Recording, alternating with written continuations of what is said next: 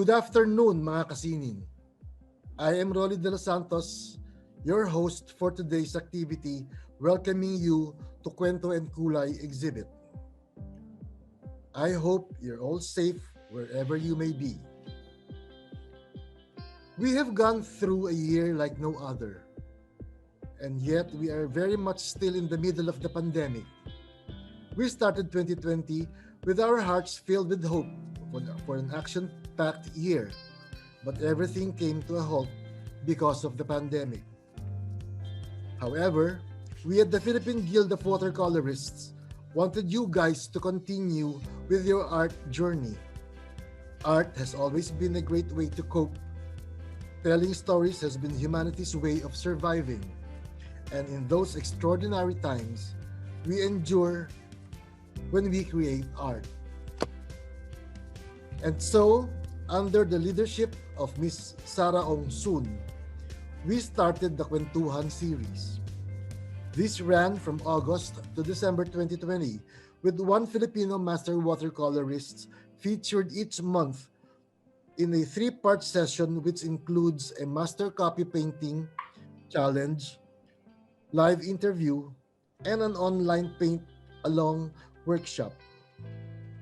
It was an opportunity to be inspired from the master's own art journey and practice. And I am proud to say that the inspiration was very evident in the artworks included here at Kwento and Kulay. Our exhibit is a platform for PGW members to express their stories and journeys the past year. We have partnered with Art Cube Philippines for this very special kick-off exhibit. This culminating event features a showcase of PGW members' artworks created in 2020 and a competition that presents the best works. This event is in line with PGW's mission of promoting and elevating watercolor art as a respected art medium in the Philippines, thus providing opportunities to its artists to further their craft. As written in our bylaws, the board has elected its officers to guide us in elevating watercolor as a medium. I would like to grab this opportunity to present the new set of officers for fiscal year 2021 to 2022. They are bound not just by passion for watercolor, but of their passion to help PGW members pursue their craft and gain mastery of the medium. Everyone, I present to you the PGW officers. For Corporate Secretary is yours truly. Vice President for Finance, Ms. Kyle Legaspi. Vice President for Internal Affairs, Ms. Sarah Ong Soon. Vice President for Local Art Experiences, Mr. Buds Convocar. Vice President for International Art Experiences, Ms. Brenda Tenk. Vice President for the Arts, Mr. Emmanuel Silva. And our President, Ms. Pinky Peralta. In behalf of the officers, we are all honored and very grateful to you for voting for us. Rest assured that we will be working hard to come up with more events and activities this year. To officially welcome all of you and to formally open our virtual exhibit, please welcome with loving arms our President, the lovely Miss Pinky Peralta. Mga kasining, I am Pinky Peralta, your PGW President for 2021-22. Nagpapakilala po sa inyo. What a joy to welcome you to Kwento at Kulay. We are witness to this important milestone, not just for our artists who are sharing their art, but also for PGW heroes who have worked hard behind the scenes. Dear artists, we share your joy of creating beauty. Your art is your way of sharing your heart with the world. And we are honored to connect with you through your art. Dear PGW heroes, thank you for your labor of love to bring about our virtual exhibit. There may be too many of you to mention, but that only shows that through volunteering and a magnanimous spirit, we can stand united and strong as an organization. I would like to give special mention to Sarah Ongsun for Kwentuhan series and the whole Kwentuhan team. Sarah had served us wonderfully as president in 2020. The hardest transition ever, and during the pandemic season at that. But all the challenges did not stop her and the team rallying behind her to give us color in our watercolor journey. We will all remember your legacy, Sarah. The resilience and dedication of last year's board inspire us as we face a brand new year.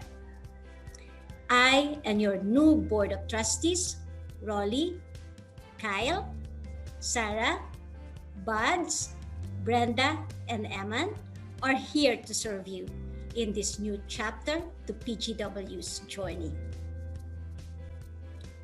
With you and beside you, we affirm our first love, watercolor. I pray that what brought us together will also keep us together. We are brothers and sisters with one goal, to help each other's growth as artists. And your board of trustees is committed to that one goal. With fresh hope, we look forward to events that inspire growth and new beginnings in your art. With joy, we look forward to a deeper camaraderie among old and new faces among us. And with your support, we will work together in a spirit of truth and unity. You deserve a toast, Kasining.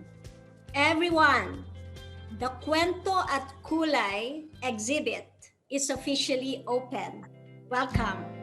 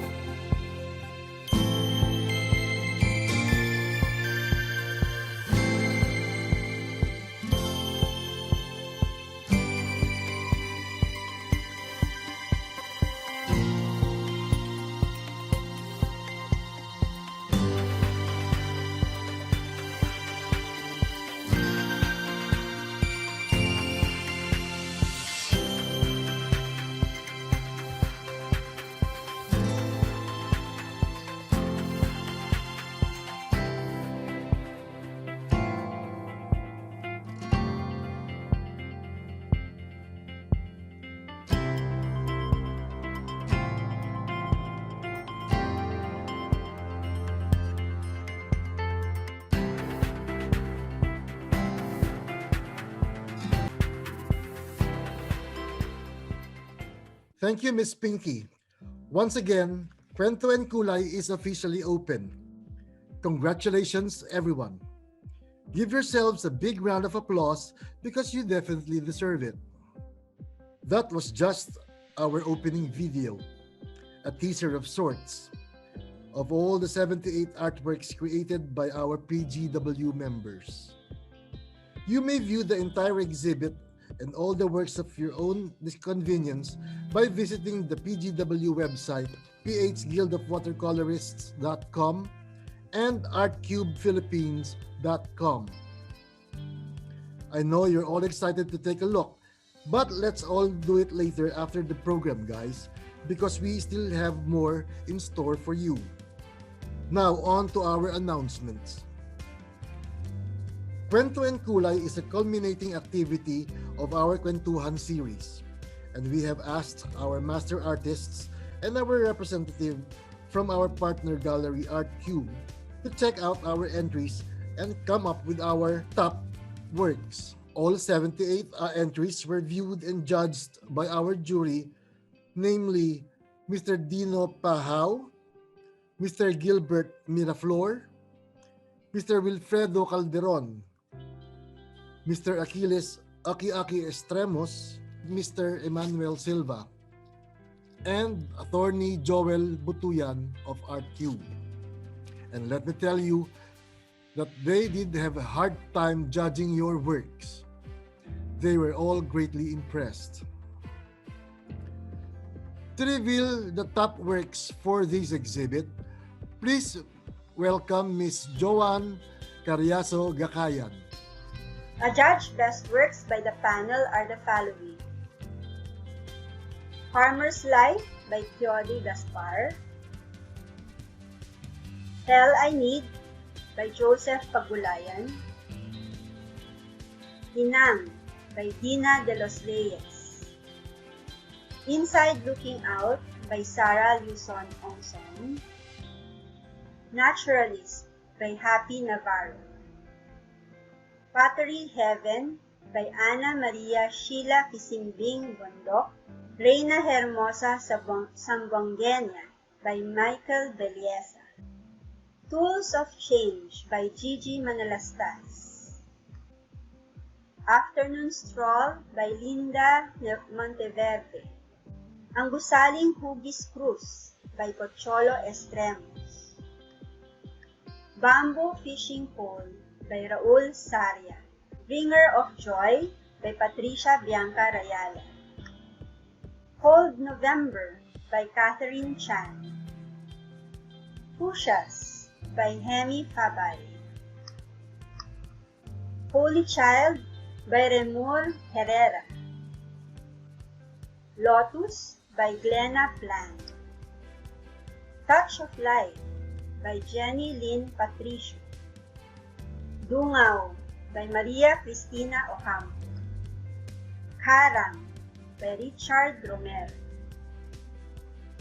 Yang Iliganon by Grace Delica, Kadimahan River by Lorenzo Ignacio, Caught in the Middle by Tessa Olaez, Fountain of Life by Albino Januario, Keeping the Empty Chair by Joan Carriazo Gakayan, Aita Woman by Robert Deniega, Sinabawang Isda by J. Olara, Waiting for My Story by Noel M. Sadipo, Extinction by Joseph Reyes, Bahay No Ibatan by Xavier Abelador, Mocha Pot by Bianca Lustre.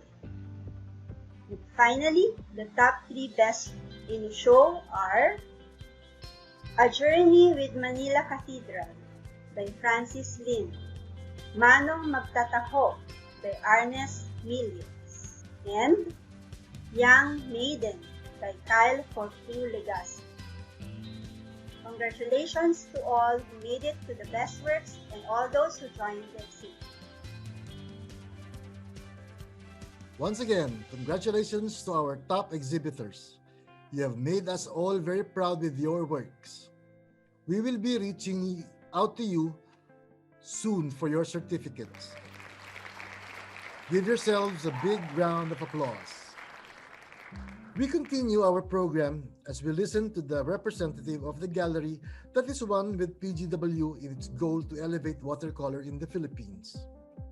Everyone, from Art Cube Philippines, please welcome Attorney Joel Butuyan. I would like to congratulate the members of the Philippine Guild of Watercolorists.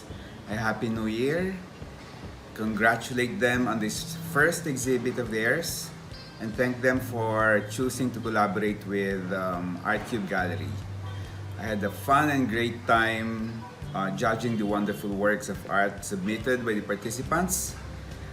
We have just emerged from a year that has been dominated by sadness, very dark and depressing colors, and very tragic events in our families, in our communities, in our country.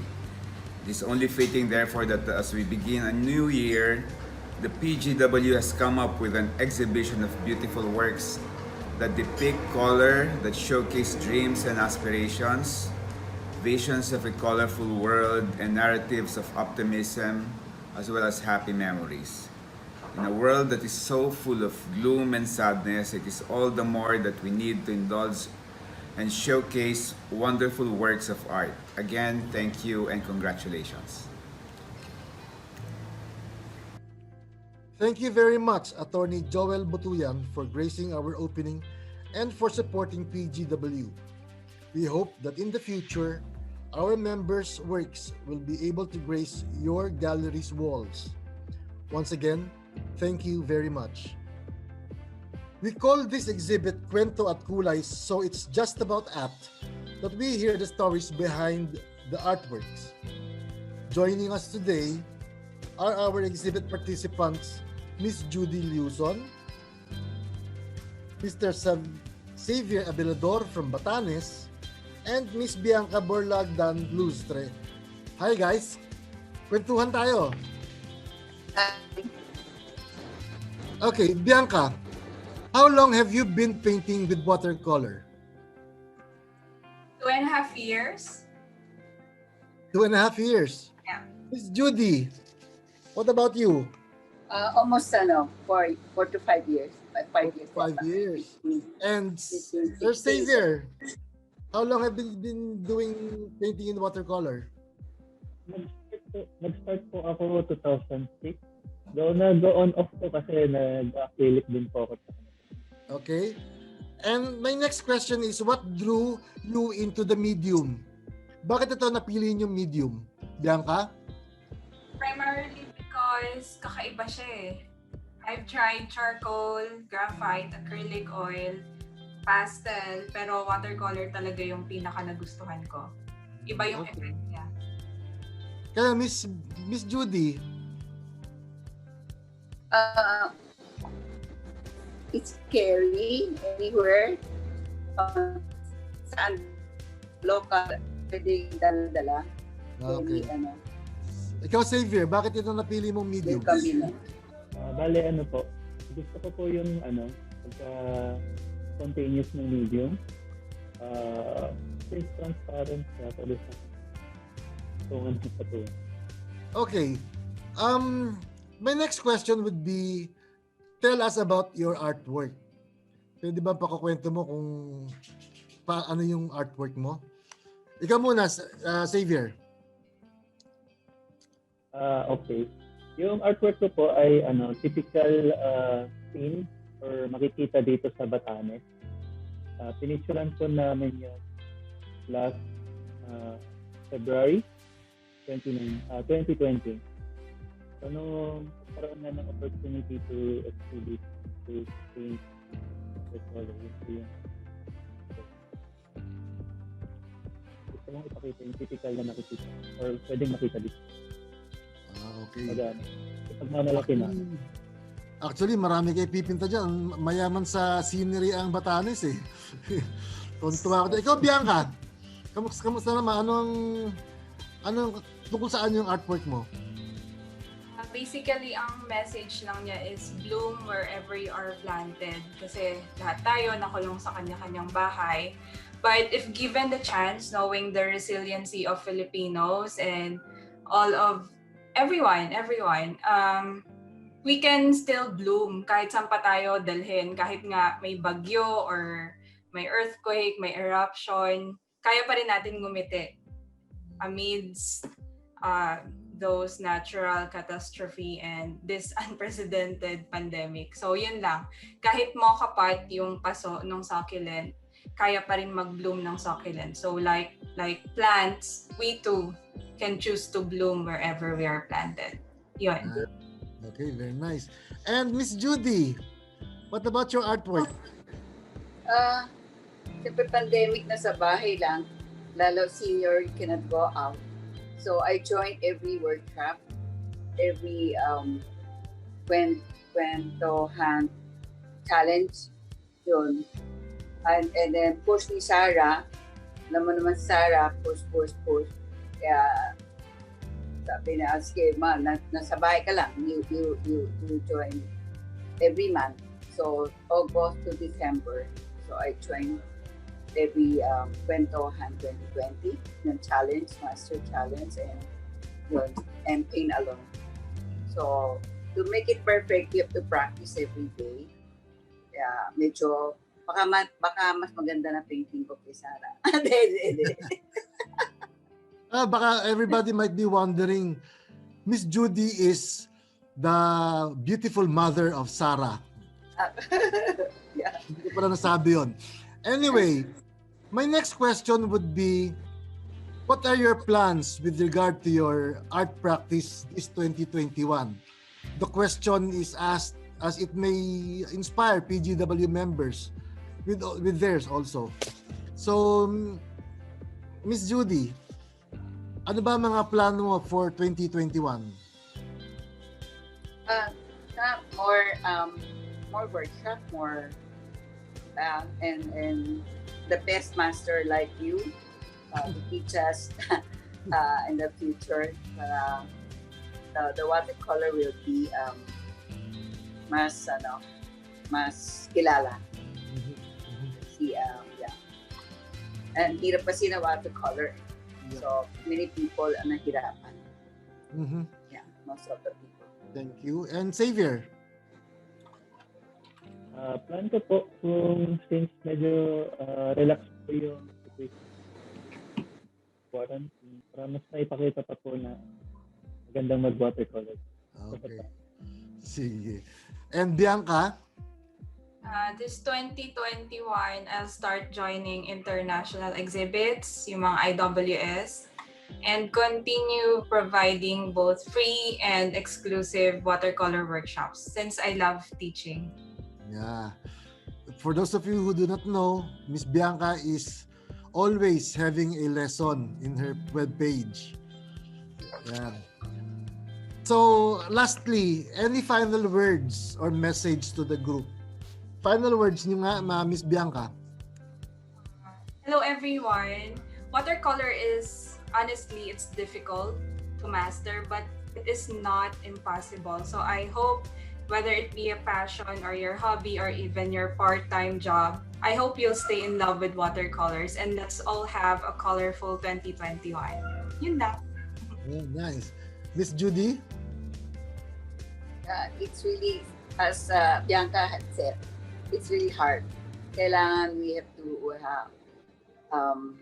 practice lang. Every day. You desk, we have to practice every day. 100 yata. How many? I forgot how many paint you have to paint in a day. So to make you perfect for practice. Okay, thank you for sharing your views on watercolor. Si Xavier pa pala, sorry. Xavier, your final word.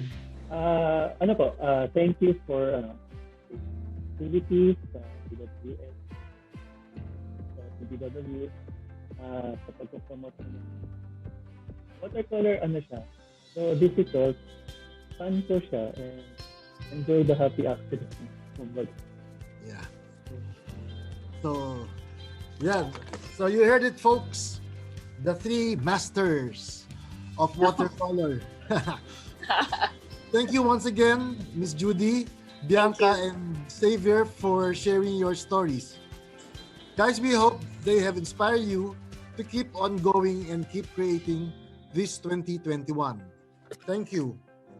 We are about to close our formal program, but not without hearing from one of our PGW officers and Kwentuhan master artists. Everyone, the next speaker is our VP for Arts, Mr. Eman Silva. Take away, Eman. All right, so we heard them and we have seen their stories. And again, welcome. We are the PGW officers as well as the other Kwentuhan master artists are very proud for those who have joined the exhibit. For those who's still seeking painting watercolor, enjoy yourself with painting watercolor. It does not matter where it does take you. Most of the part of the Kwentuhan Challenge were, and of course, a paint along, workshops. We have seen you advance your skills and take it to the new levels of creativity as we had seen in this exhibit.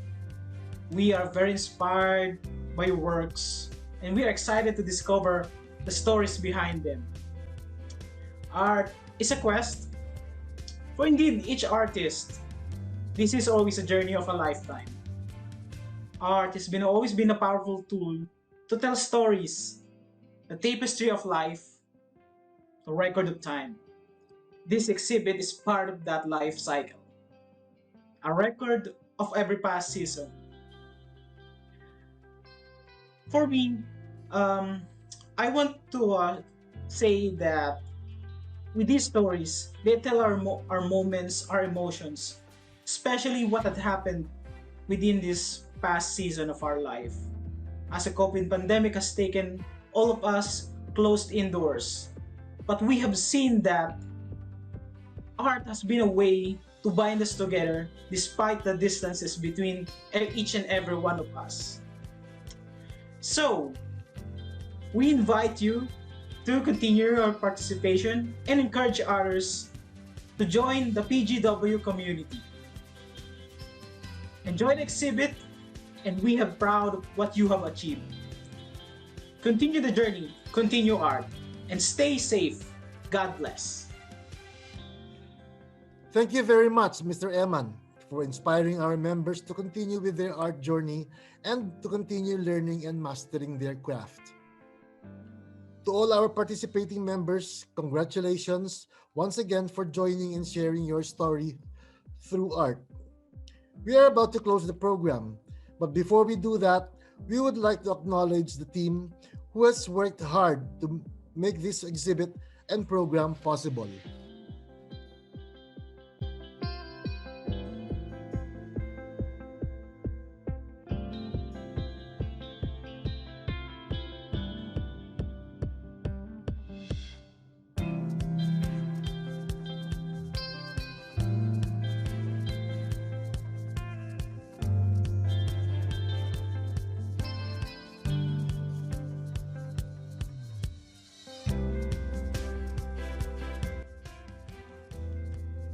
In behalf of the PGW, thank you very much once again for all your hard work and passion.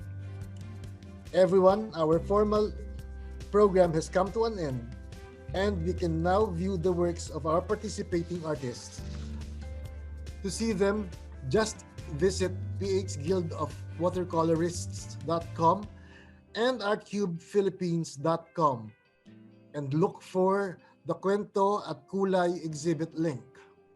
Do share this and promote to your friends and family so that many will be inspired by your brilliant stories expressed in the medium we all love, watercolor. This has been your host, Rolly De Los Santos, thanking all of you for being part of this exhibit and opening.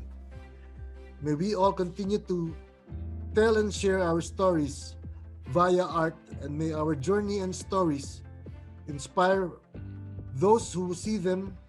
Watch out for more activities and events prepared by PGW this 2021. This is Rolly De Los Santos again, signing out. Happy New Year and continue to stay safe, mga kasining. Bye-bye!